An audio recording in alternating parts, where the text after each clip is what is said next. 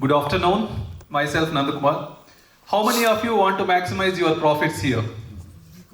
We are honored to have a legend who has mastered it. It's my privilege to introduce Murali Ramakrishnan, who is a visionary banking leader, over 3 decades of experience.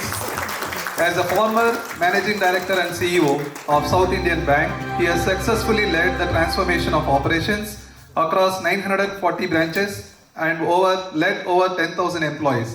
Previous to that, at ICICI Bank, he spearheaded international growth, managing a 20 billion US dollars balance sheet and achieving an impressive 30% CAGR in profits over 4 years. His expertise spanning corporate banking, SME lending, international operations. By now you know he is the person who you can truly bank upon in any bank for making profits. Join me in welcoming Murali Ramakrishnan to share his expertise with us today. Good afternoon. I am Dr. Satish Padmanabhan. Do you know which is the best hospital and medical research center in Mumbai? Thank you for that answer. Also gaining in global recognition in Newsweek World's Best Hospital Rankings. It is the PD Hinduja Hospital and Medical Research Center. We have the CEO of that hospital in our premises, and simultaneously he leads the Hinduja College of Nursing.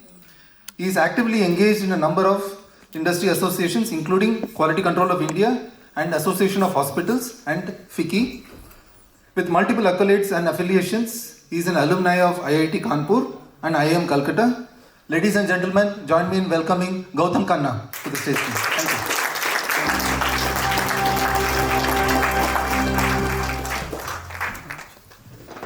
Good afternoon, everyone. It is my privilege to introduce Dr. Sanjay Muthal, a visionary entrepreneur and business leader. Dr. Muthal is the CEO of AgroLinks Consulting LLP and serves as an investor advisor to the board at Refine and an independent director at LIC Mutual Fund and Asset Management Company. With a career spanning over 4 decades, he has led HR functions at leading multinational and Indian corporations. Over the last decade, he has embarked upon a journey. He has embarked upon an entrepreneurial journey driven by a relentless pursuit of innovation, excellence, and value creation. Widely respected for his thought leadership and extensive network, Dr. Muthal's influence extends across industries. Beyond his professional roles, he is passionate about management education, coaching, and delivering keynotes at international conferences. An avid traveler, a music enthusiast, Dr. Muthal was recently honored with the Global Power Leader Award 2024 at the British Parliament, House of Lords, London. Please join me in welcoming Dr. Sanjay Muthal. Thank you so much, Gautam, Murali sir and Sanjay for joining. I know it's afternoon. We have all just had lunch. And the one question that runs, so we are going to have a panel discussion. So, how's the Josh, guys? Hi! No, 2-3 हाथ ही उठा. Okay, let's do one thing. How is the Josh? Hi! Fantastic, super. So let's start that because this is going to be a very, very interesting and a very intriguing session for all of you. And because I have been talking to each one of them individually, and each one of them come with such wealth of experience and knowledge that you are going to be mesmerized.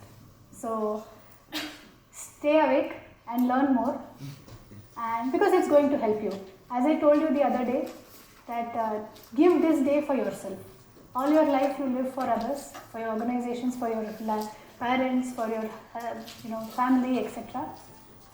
This day is for you, and make this happen. So are we ready? Yes! Super. So a few things, I would just jump into the conversation, and the thing is about so how to become the CXO is a very, very interesting question which most of them want to know if there is a formula, if there is a pathway, if there is a mechanism to do, and at CXO Incubator we do promise them that one day you will become a CXO, but I'm sure everybody has a lot of doubts. In the past, seniority was a very big factor. People used to rise up the ladder, there was hierarchy. Like I know my dad's times and my father-in-law, it would be like, ho jayega life mein, kabhi na kabhi we will keep working hard, we'll move up the ladder. And then suddenly a time came in the early 2000s when we suddenly had this entire boom of 40 under 40. Now it's 30 under 30. And that kind of triggered a question for many of us that, oh, I don't really need to wait till I am 40, 50 or something, and one can actually aspire for bigger things in life much before. So what is your thought process? Maybe I will just start right away with Gautam. What are your thought process on today's leadership journey as we move forward in this era where it's a very vulnerable, we deal with too much of uncertainty at all times. How can one actually build themselves to become leaders of tomorrow? We have a room full of people who are aspiring to be CXOs. What would be your thoughts on that? So how do you actually overcome, you don't have to wait for seniority, how to build yourself on that path? So, good afternoon everyone. Good afternoon. I hope I'm audible at the back. Yes. Thank you. It was maybe 15-20 years ago, something like that. One always aspires that I want to be the CEO, I want to be the CEO. So there was a colleague of mine, he also wanted to be a CEO, so he went and did a course, and at that point in time he paid 1 lakh rupees to go somewhere and did a 1-week course like this on how to become a CEO. And he came back and I wanted it free. So I asked him, what did you learn? Because why should I go? So then he explained to me one thing. So this is lighter in jest, then I'll explain, then I'll give my views.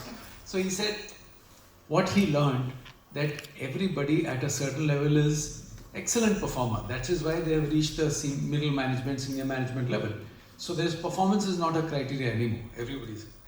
After that, there is a little peak.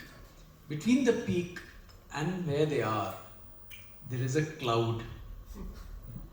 Problem is, nobody knows what is to be done to cross the cloud. So I said, in 1 week, that's what you learned? He said, in 1 week, that's how I learned that there is a cloud and you have to figure out your own way of But having said that was a joke. But one of the things I want to say, and I have, in my view, there are 4 or 5 things one needs to do, but let me just talk about maybe 1 or 2 right now. See, first thing is that if you have reached a certain level, obviously you are good. Performance is not the point, unless you faked it, but mostly people see in the long run you are good. Now, why would somebody entrust responsibility of an organization to you? So that is what you need to think, and you go back and see, have you demonstrated any incident where you have acted like a leader, where you are able to take the organization or your business unit to the direction which you have set for them. So that translates into building a good team, motivating the team. And one of the things which many people forget is that when you are aspiring to be the CEO or CXO, people are watching. People are watching what you are doing. People are watching what you are not doing. People are listening to what you are saying, and people are listening to what you are not saying. Do you understand what I mean? So that means you need to be very, very clear in your objectives of why you have to do certain things. So that is one clarity of thought. The other is the team. Team is actually looking forward to performing for you, because you are not performing, the team is performing. And why will the team perform? Because they have trust in you, that you are going to be fair, you are going to lead them into the right path, and sometimes lead by an example. So I'm going to share a small story. I was young, now I won't do it. But I was young that time, business head. And my business was not performing well. And I couldn't figure out how to motivate them because they were all demotivated. They said numbers will not happen, etc., etc., etc.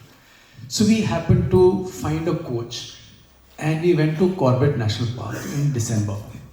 And this fellow, he says, so I had told him, I said, I want them to do the impossible. He put a fire walk. You know, you walk on fire, right? I mean, you guys must be thinking, but so actually put coals, there's actual fire. And then he said, I will teach each of you to walk on fire. So he walked on fire. Then he told the other guys, you walk. Nobody would walk because I am not walking. And here I'm scared. How will I walk bare feet?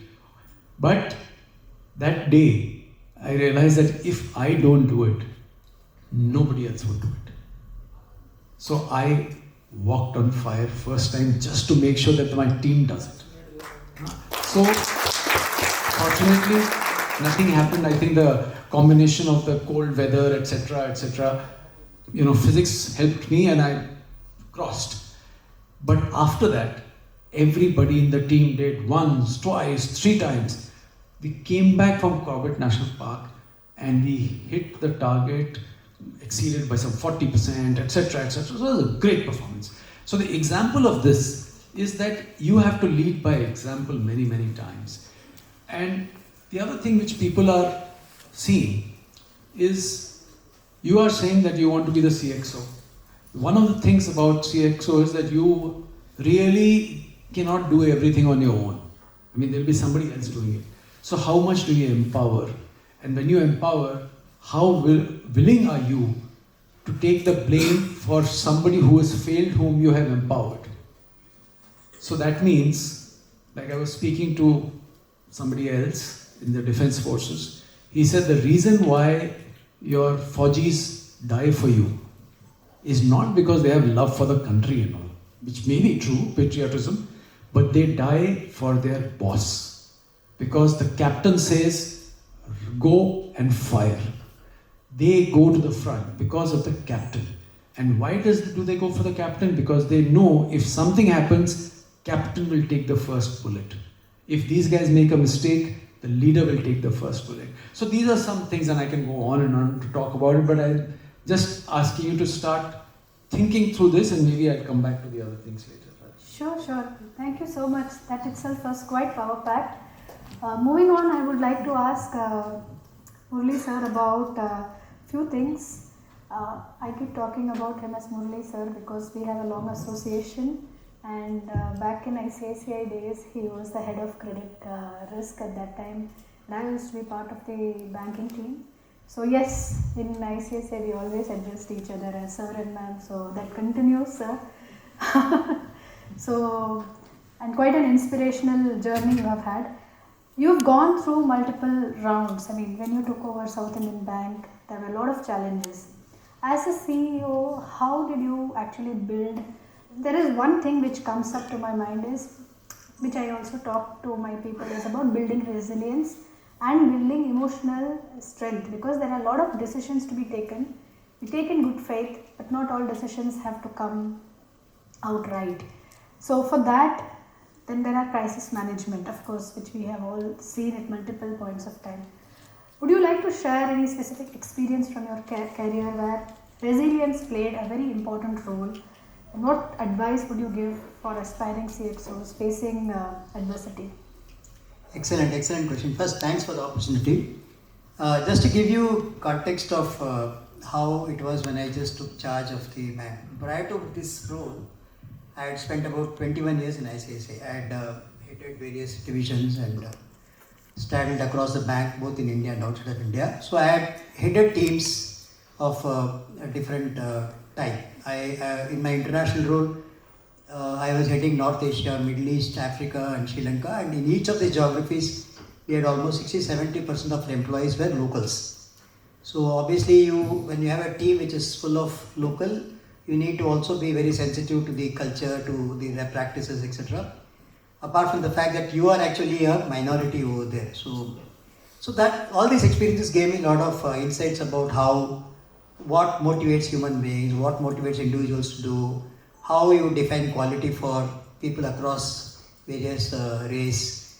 I mean, all kinds of things. If you're a keen observer, which is one of the essentials for becoming a CXO, you need to be very curious about whoever you engage with and whatever situations you face with. Obviously, you will face with a lot of situations which will be overwhelming you. Sometimes you will have situations which will be really tricking you. All that will be there, but everything is part of your learning, because everything molds you into what you eventually become. There is one thing which I always believe. See, it is not as you are today who is going to become CEO. It is what happens inside you as part of your growth, which is actually shaping you to become a personality, and that is the one which is going to become a CEO or a CXO. So I think the whole program is actually to bring in those aspects in you so that you mold yourself, you change yourself into that. So coming back to the specific assignment which Radhika talked about, here I was going to be heading an institution in a place called Thrissur in Kerala, where they speak Malayalam and I don't speak a word of Malayalam. Number one. Number two, that bank is a 94-year-old institution. Therefore, it had seen history of ups and downs, and it had never had a private sector person heading the bank. I was the first private sector CEO of a bank. You know what it means to the employees? This private sector has this notion that these guys will come and hire and fire, and he is from ICICI, therefore we are definitely going to get chewed because he is going to fire us. That's the image which you have built over a long period of time. So, and it is during COVID period. To top it all, it is during COVID period. I joined in July 2020, and here is a bank. Just before joining, I did a peer comparison of this bank with all other banks which are of similar size. So in every single parameter which a bank is assessed on, for example, we look at capital adequacy, we look at NPA levels, we look at provision coverage ratio, we look at cost income ratio, we look at various other parameters which are typical indicators of how a bank performs. In every single parameter, this bank was either the last or last but one. So it was actually in the bottommost amongst the small regional banks. So I thought it's a great opportunity to really put my best, because this is a platform where I had 2-3 other offers. I had an offer with a multinational consulting organization. I had an offer as an MD of another regional bank, but I chose to do this because I felt it would be really calling for the best in me. And so the immediately few days of my joining, my board fortunately had only independent directors. There is no promoter of this bank. This bank was promoted long back by Syrian Christian traders, but then there is nobody in the board currently who is a descendant of those family. Therefore, it's full of independent directors. So, individual professionals who have done exceedingly well in their own scheme of things. So they wanted to know what I have seen in this bank within 15 days of my joining. What did I see in this bank which needs to be corrected? So in those 15 days, I had obviously applying my knowledge of banking and the various assignments I've done over the last 2 decades. I came out with a list of some 37 major items to be done. Corrections to be done in the bank, which could be starting some divisions, starting some new departments, completely restructuring asset business, completely restructuring liability business. All these are not easy decisions for a bank which has been steeped in a certain way of functioning for 9 decades. So obviously when you are convinced that this is something which needs to be done for transforming the bank, huge conviction is needed from you, because you are going to be alone doing it. These banks are not like ICICI, where you will have every other guy will be from IIM or IIT, where you will be able to get their, pick their brains and do. This is a bank which is a traditional bank. So you will find people who are very loyal to the bank, people who are very loyal to the state, the branch, the location. They don't want to move out of their comfort zone. They don't want to move out of the state. Given an option, they would want a branch just outside their home. That's the way they think also. So, but unless you have this conviction, so this is one of the things which I would feel that a CXO needs to build in himself. He or she has to have huge conviction, for which you should be really good at what you are doing. So you are building up skills over the long period prior to your CXO role. You should be really good in your functional skill. You might be a chartered accountant, you might be a MBA, you might be doing a sales job, you might be doing a risk job, you might be doing a marketing job, but be good at it. You should know your job very, very well.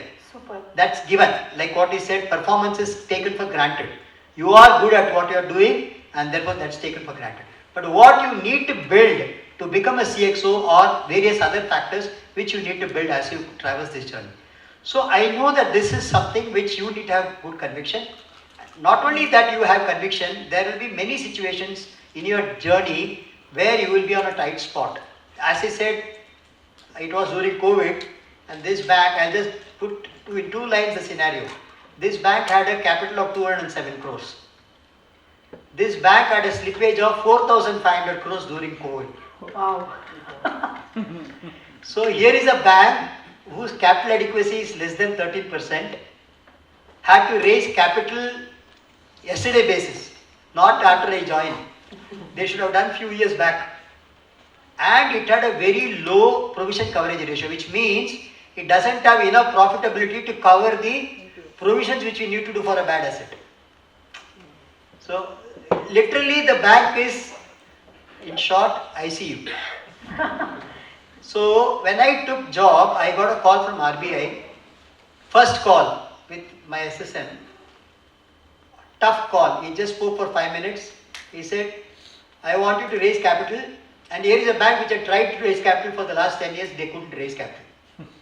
So you need to raise capital and you need to improve your provision coverage ratio, for which you need to have profitability. And this bank wasn't, the business model is not that it can generate profits. So many things will have to be done. Probably I'll cover some of them as we talk. But just to tell you 2 things which stand out is, A, you should have enough conviction in what you do, because many times you will be alone as a CXO. 2, you need to really bite the bullet. Sometimes it will be a harsh, tough call. It might require you to confront your board. It might require to take people to task. It might be to really convince your bosses and convince your board to get what you want, because they may not be convinced about it, because they don't know. You might have something in your mind, but they don't know whether it's a reality. In fact, the story I heard is that every CEO who had come there said that he was trying to transform the bank. So I was also telling I'm going to transform. So who would believe me? Okay, so this is the situation.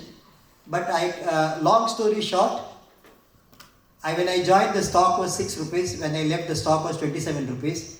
And all the investment bankers were putting money at 8 rupees, make 200% plus return. Great. And hopefully my ESOPs will give me better value. So actually, you said something very pertinent, and that actually led me to the next question to Sanjay. That you've been in the HR space for a very long time. I think you still are there, and then you are also an advisor and an investor on the board of a very large company, and been in the position of leading departments and organizations. Often it's said that one word you said, it's always lonely at the top, but you still have to deal with a lot of politics, and you still have to navigate the path and have the clarity of making decisions. I think as aspiring leaders sitting and CXO sitting in this room, most of them have this question on how to deal with office politics. Do you have something that you could share? And what could one actually take back with them in terms of that aspect? Because I believe politics exists everywhere. Thanks for asking me out of syllabus question. Interestingly, but what's most important is wherever there are human beings, there are aspirations. And where there are aspirations, then you have a purpose. The problem is when the purpose doesn't exist and merely aspirations exist, that's when the whole rigmarole of I versus you start and beginning of the politicking happens, as it were. Firmly, I believe in Ikigai philosophy. I am because we are. as a human race, you can't live individually. All of us contribute to each other's growth, knowingly or unknowingly. If that becomes a ecosystem that you operate in, a lot of things fall in place.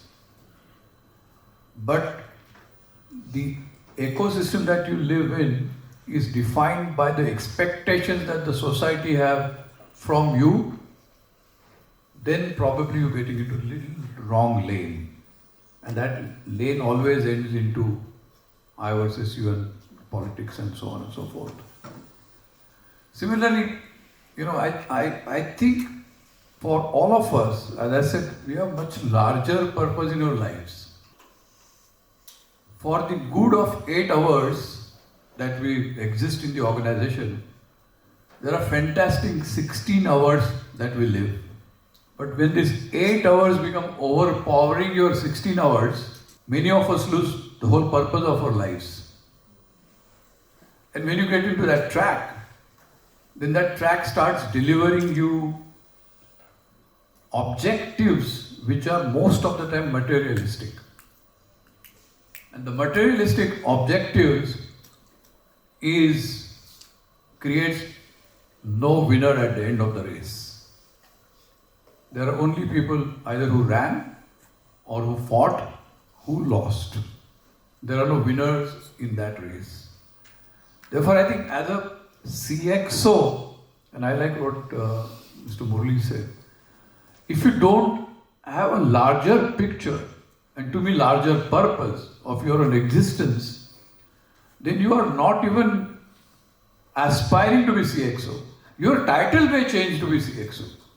But are you living in this world for that title?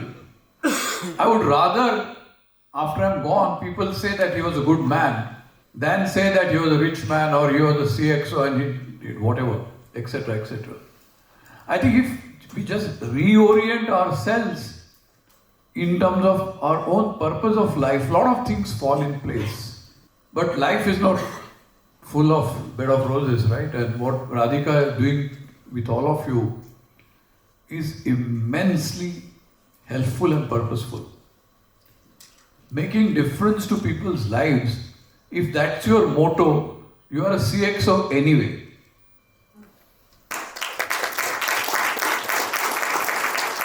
It may take some time for you to be titled as CXO, but where you work with the bunch of people that you work with will identify you, and that identification then permeates into a larger ecosystem where the organization recognizes the goodness in you.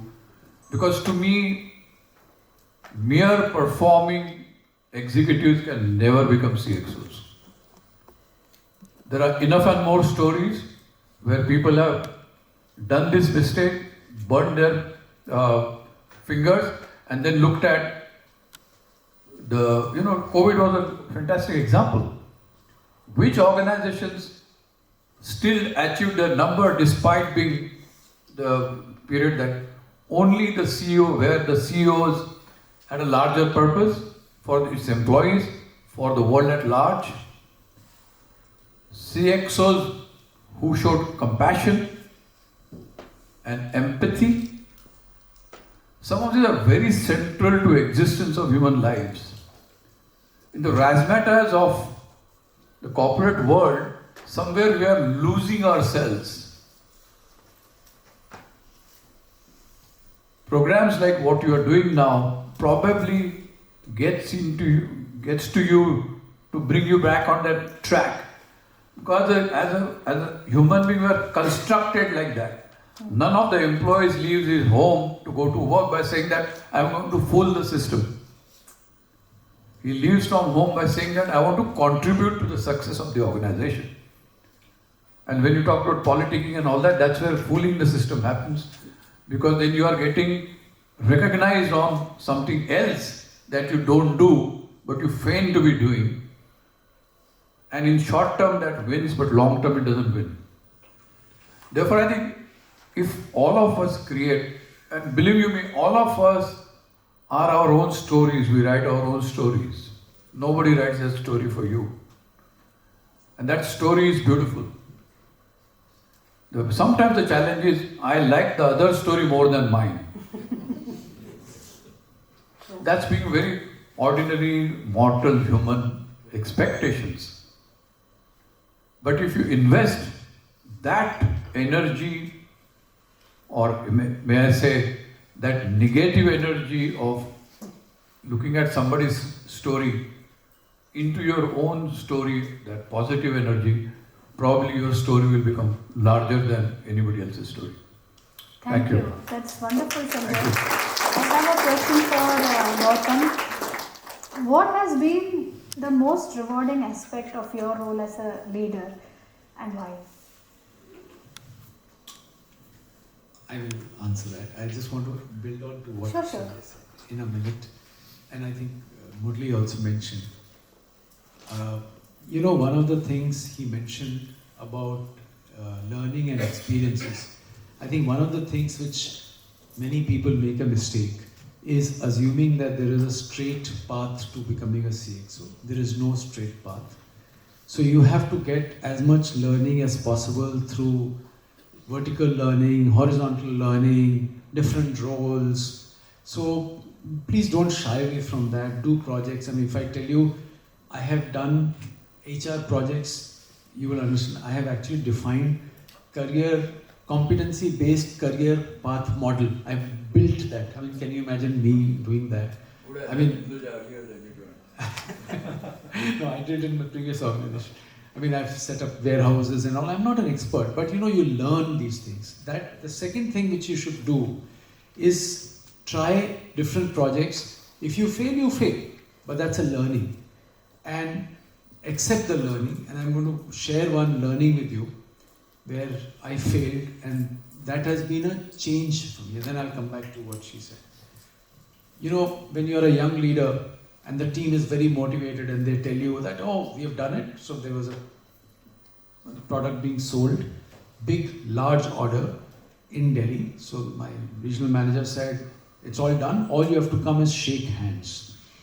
And I had just acquired this business. I had no idea what this product is.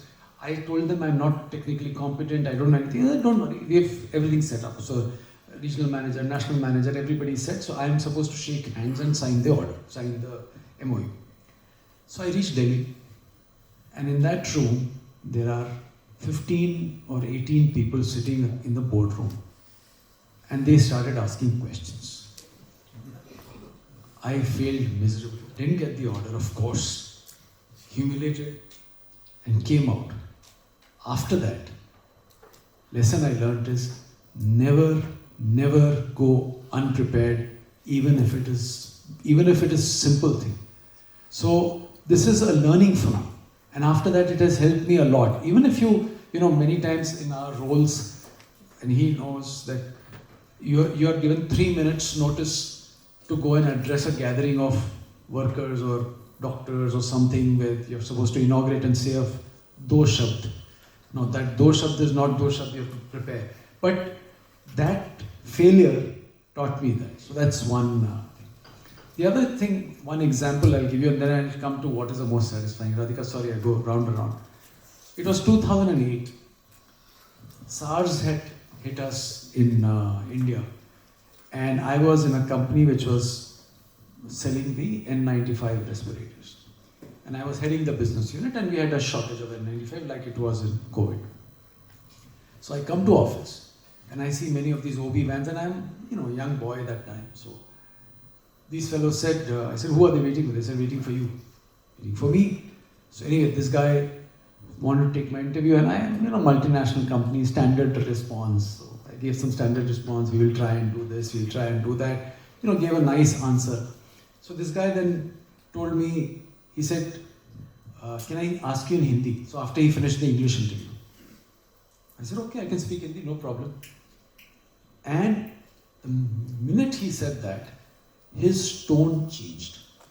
The mic came to my mouth like this and said, आप लोगों ने भारत देश के लिए ऐसा किया, वैसा किया. You don't understand which channel I'm talking about. So I was shocked completely. But, I learned a few things from there and how to manage inventory after that. Learned a few things and I forgot about it. Come to March 2020. And this is what is going to be the most satisfying time of my career. I think the reason why I had various changes earlier, different jobs, how I landed up in healthcare, experience of multiple failures, dealing with legal, dealing with multiple stakeholders, was on March 12th, 2020, when we got the first COVID patient in Bombay in our hospital. That time, it was only in Kerala, and nobody knew anything. And if I can take a minute for you to understand what it means, is that by 9th or 10th, I had initiated something saying that, okay, take the history who have come from Dubai. And this fellow didn't tell, he lied, and he got admitted and he had COVID. So that's how it spread. So we had started some renovation work and I had gone and seen in the afternoon where we should make it. And evening, I found out that the patient who was diagnosed with COVID was exactly the same bed where I had gone in the afternoon. So I was like really scared. In the 2 hours which ensued, social media, not really, killed 2 of my doctors. Press is after me, the board is after me, the employees are after me, and I have no idea what to do. Right? But, and the BMC said we'll close down the hospital. Now there are 400 patients in the hospital. How can you close it down? So that is the time, you managed, and I did multiple things in the night, and by 1:30 kind of managed it. 96 of my ICU people were quarantined and that night. So ICU closed and there are 14 patients. How do you manage? The question is on 13th morning. What do I do? I spoke to some people who are influential people. They told me, it's not your problem. Government will handle it. Why are you worried? You say you can't do it. That is the time when I think all my leadership, I said, if I don't do it, who will do it? Right?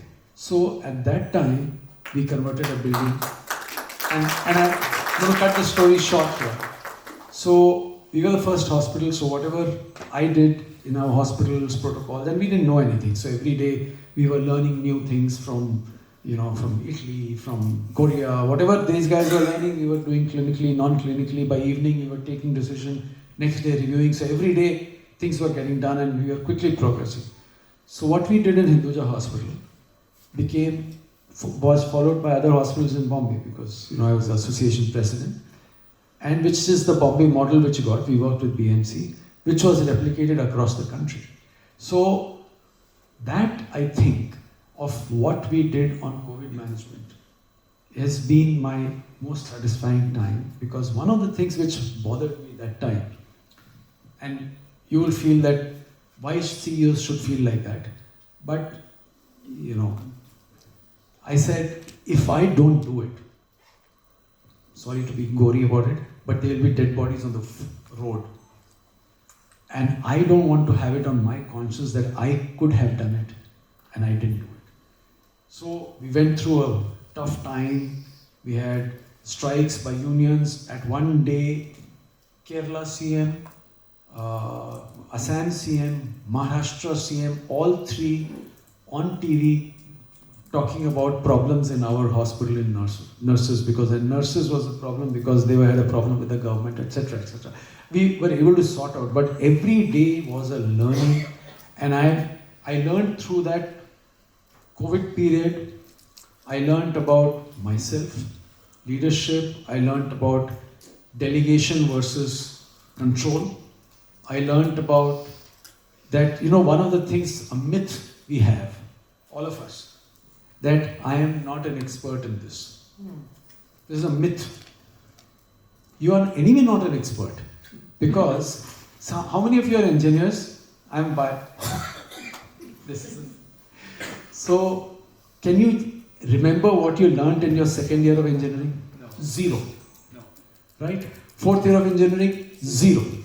Okay. So obviously, what you learned is no use now. But it gave you the ability to learn. So the trick is that knowledge is available. You need to acquire knowledge in your experiences through failures, through horizontal learning, and ignorance is not an excuse. You acquire knowledge, and then what happens is you learn how to build trust. Because can you imagine why it was fulfilling for me? Because a worker is leaving his family and coming to serve the patients where he knows he has the risk of getting COVID and his family is back there. Why are they doing it? They were doing it because we told them to do. And earlier, first 1 week, I was operating from home because, government said lockdown, etc., etc. But then it doesn't work. So after that, I was going to hospital every day. I was not meeting the patients, but I was going because people should not say, CEO doesn't come, why should I come? So learned about this, learned about how to communicate to them, to build trust, to explain to them, to manage multiple stakeholders, our board, our doctors, our staff, politicians, NGOs, government. So you learned all that. And then by the end of the whole thing, of course, we didn't make money at all. But the point is, many people made money. We didn't make money because we said we have to do the right thing. Right thing is that also keep one building for non-COVID patients. Because if you convert everything for COVID, if somebody has a heart attack, what do you do? So you don't make money, but you do the right thing. I think if you do the right thing, do all these things, and you are adaptable, you learn, and you manage the complexity, things, and somebody is always watching whether we can trust an organization or a business unit to this person. Is he or she trustworthy, reliable? Can they take this one to the next level? Then you will become a CXO. So I've given you a long-winded answer, Radhika, but I think that's... No, you've covered a lot of points. In fact, I'm actually getting my brain to see what is the next question I can ask on this, because there are so many points you've covered. But maybe a quick answer would be from Mr. Murli, because we are running a little out of time now. So maybe both of you shared upon one very important aspect of building trust. Now, how managing people is one of the most important aspects of CXOs, and people who are aspiring to grow into that level, while they're all fantastic at their work, I think the next level is about people management. People management, one of the most important aspects is building trust with all stakeholders. Is there any one tip you would like to give? Considering that we have less time, we would love to hear from all of you continuously. I think we can have a whole day session, but maybe a short answer for how to build trust. Sure. So in a setup where I was MD CEO, the stakeholders for us are like what he described about his stakeholders. Our stakeholders start with, of course, employees, your board, regulator, customers, and your debt providers. These are all stakeholders for you. And therefore, for you to really make a meaningful contribution to the organization, you need to obviously build trust across all the stakeholders, because you can't afford to be not building trust with any one of them, because it will come and impact your thing. So therefore, at least what worked for me, let me share it with you. For you to be trustworthy, I think first your goal, your intent should be pure and your intent should be clear.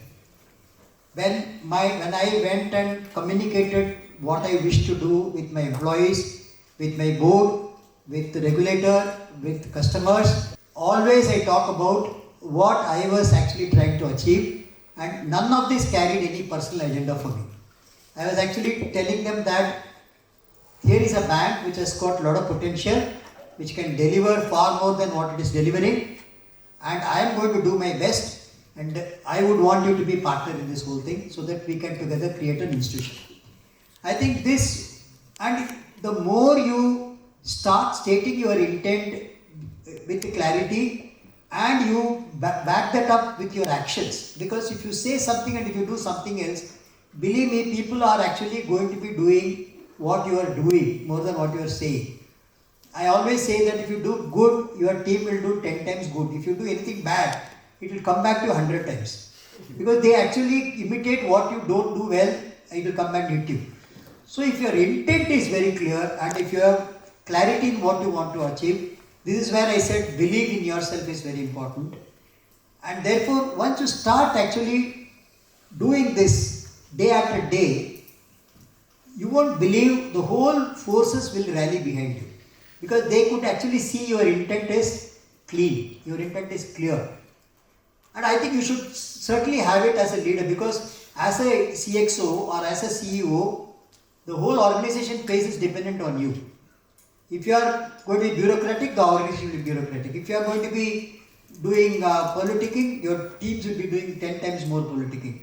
If you are going to be bickering about the organization, your team will bicker a lot more about the event. Therefore, they actually exactly follow you and they will do it more if you are doing something wrongly. Therefore, my simple rule is be transparent, be communicative, be very clear in your what you wish to achieve and back that up with solid action. Even if you have done something which is not getting results, it's okay to go and say, I tried this, it didn't work, I'm going to try something else. This is what I said to my team on the day one. Because it was a 94-year-old institution, I don't know what the processes were. But I remember first few things which I told them.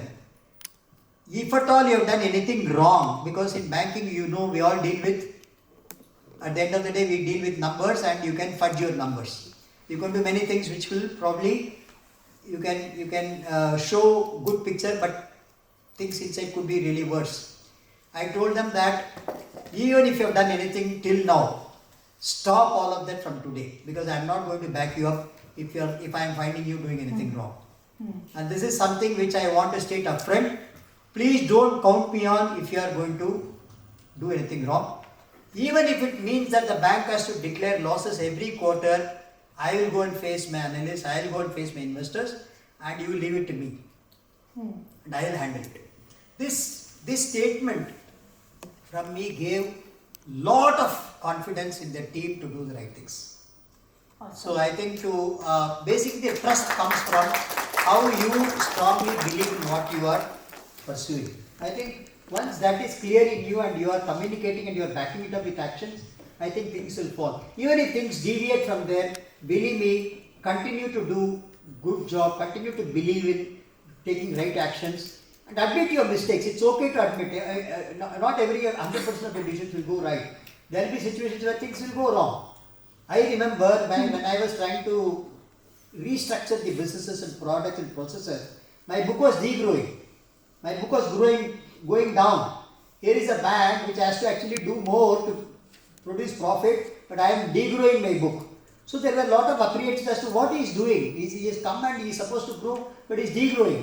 But I know that I can't grow the way they were doing the processes and with the products they have. Because it will only do, it's like keeping a rocket on the wrong target and you blow more rockets, it will go and hit the wrong targets. Right? You have to first set the target correctly.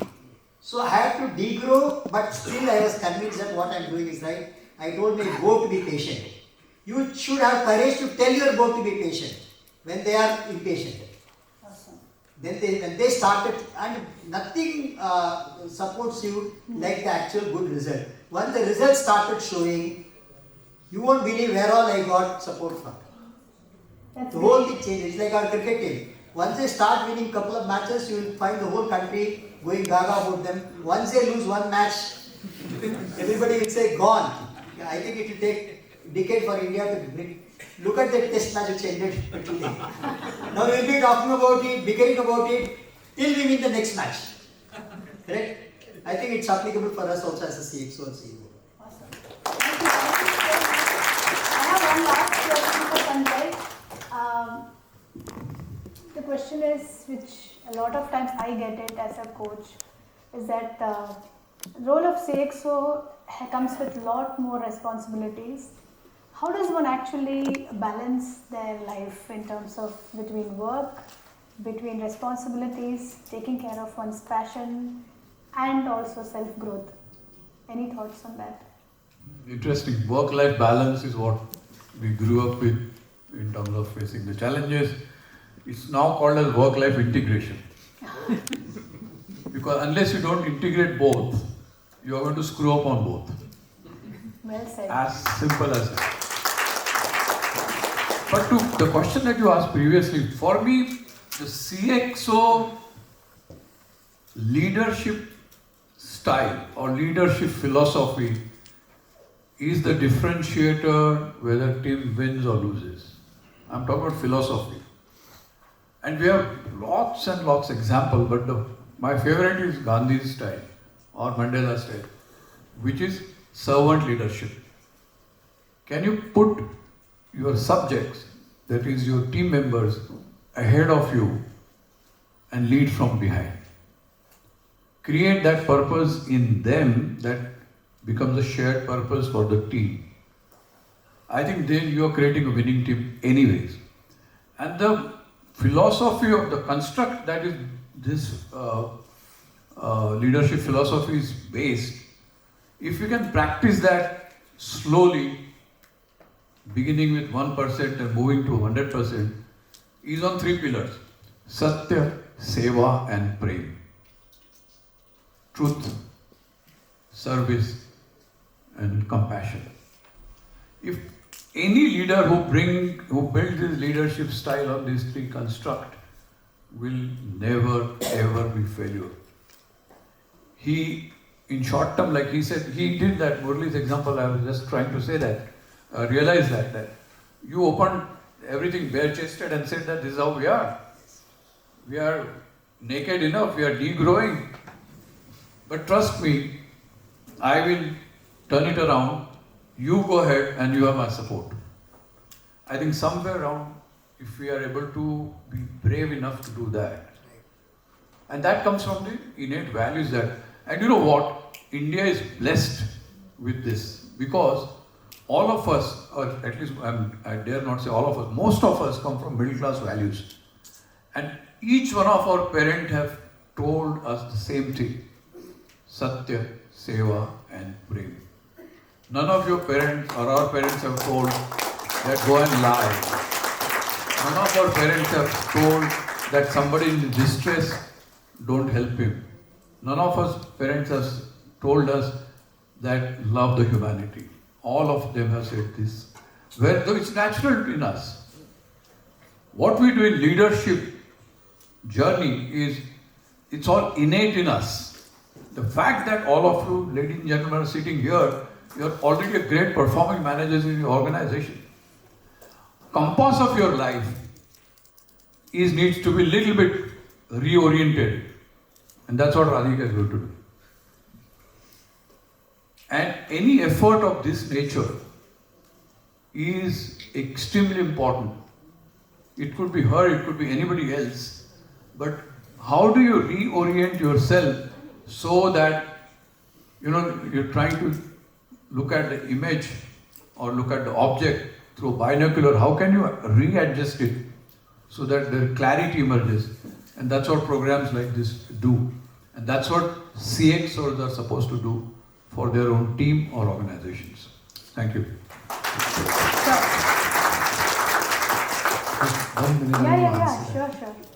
There is I had not, when I was young, we had a lifestyle which later on I realized is not the correct lifestyle. That I don't know how many of you know that most of the CXOs and CEOs are early risers. Okay, and I had we did one of those polls, secret polls. We don't want to, where CEOs and CXOs don't want to say that I do meditation, etc. Because those things, corporate world doesn't like all that. But you do a poll, majority of them meditate daily or a couple of times a week. So there is an inherent discipline which you need to do to manage your physical self, your emotional self, your spiritual self, and that you need to do, get time for yourself, and then of course you are doing what you are doing in the job. That is something which you need to think about if you have not already started. And this is a fallacy that you can just have fun and lead your way to becoming CXO. It is not going to happen. It's a very tough job. If you're not going to be taking for accountability, if you don't want to be alone, you don't want to be blamed for everything which is going wrong, don't take it. Just be a nice, cushy job and be your life. I love that one. Sure. Lot of bonus nuggets.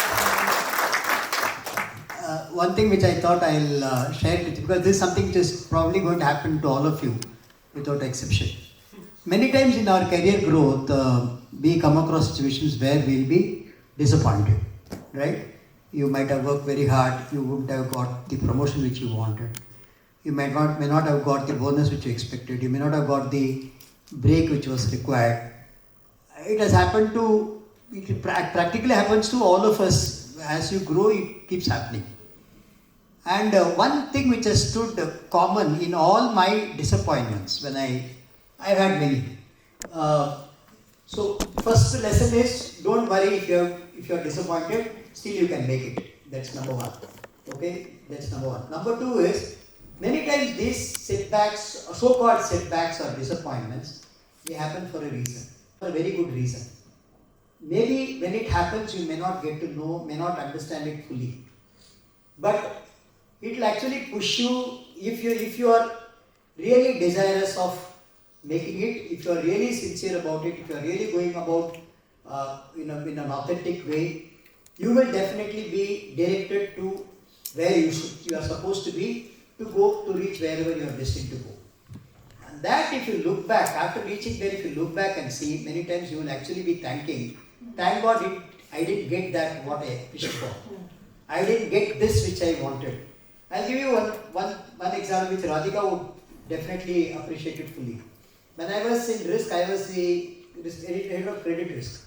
And you know, in bank risk, there is a CRO who is actually head of market risk, operation risk, credit risk. Now, of course, technology risk is also added now.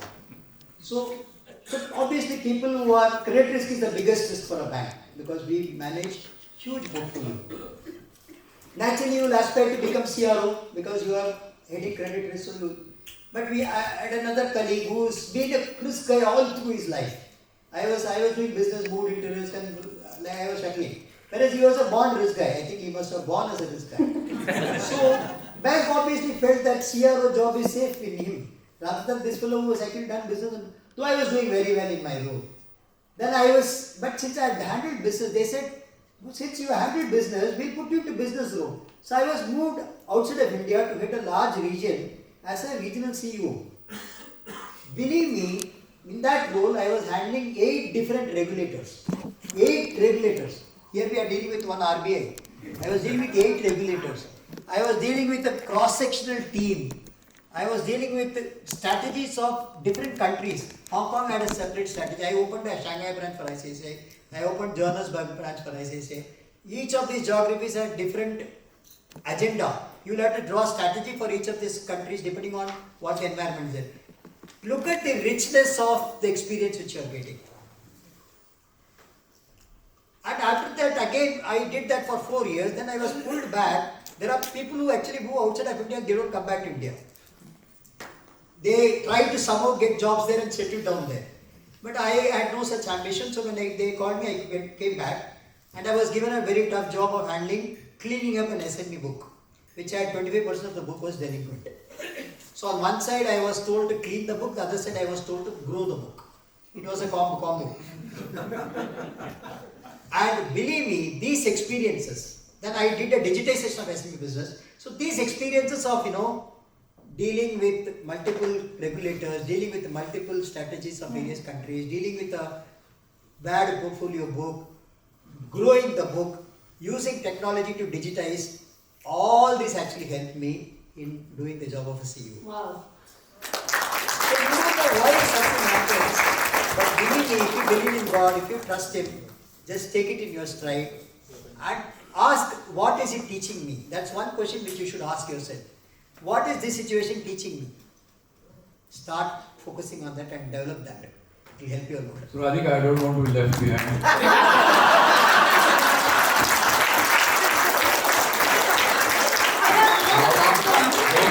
they will get 50 overs to play. I have to score them in 40 overs. That's not fair. Are you guys ready? Yes! Go for it. So, I just wanted to pick up an anecdote. You talked about experience. Experience, good news, it's a passing. Nobody cares for your bald head, pot belly. Those were the parameters in the older days. Today, what you contribute and bring value to your role and organization, that is the only differentiator. Because as they say, experience is not what you learn, but what you do with what you learn. Yes. That's most important. And that differentiates you. Want to end by, all of you, some of you would have seen this movie called Anand, Rajesh Khanna's iconic movie. It says, Zindagi lambi honi chahiye, badi nahi. What you can create an impact like this need not be like this. So, important thing is, in your zone, whatever impact you can create and add that value through a lens of Satya, Seva and Prem, nobody can stop you from becoming CXO. Thank you. Thank you so much, Gautam, Murli sir and Sanjay, for those amazing insights, valuable wisdom and nuggets that I'm sure a lot of us are going to take back home and reiterate and recalibrate our thinking process. And I think one of few things that you shared was amazing about failure, embracing failure, learning from that, creating your own path. Most important thing, having the self-belief that you can make it. And I think that is the key differentiator or the key factor that is standing out in each of your situations, that be it managing COVID, where you believed in yourself that I have to do it, I have to be in the front, I can't take it back, where you took the charge of, again, each one of them shared their situations of vulnerability, situations of uncertainty. Taking those decisions at that point of time is not about having a framework. It is about who you are, what you believe in, and what your values stand out at that point of time. I think that was my biggest takeaway from this conversation. And I really thank each one of you from the bottom of my heart for taking time and sharing your